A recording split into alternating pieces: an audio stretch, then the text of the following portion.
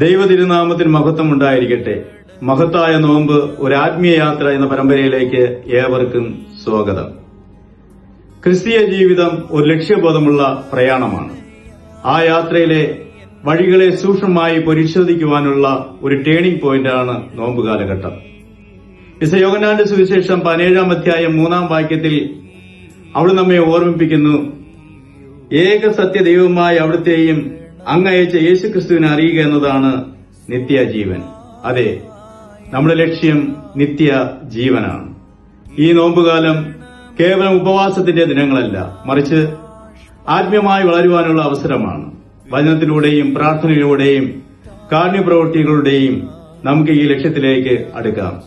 ഏവർക്കും അനുഗ്രഹപൂർണമായ നോമ്പുകാലം ആശംസിക്കുന്നു. യുദ്ധഭീതിയിലായിരിക്കുന്ന സകല മക്കളെയും ഓർത്ത് നമുക്ക് പ്രാർത്ഥിക്കുകയും ചെയ്യാം. ദൈവം നമ്മെ അനുഗ്രഹിക്കട്ടെ.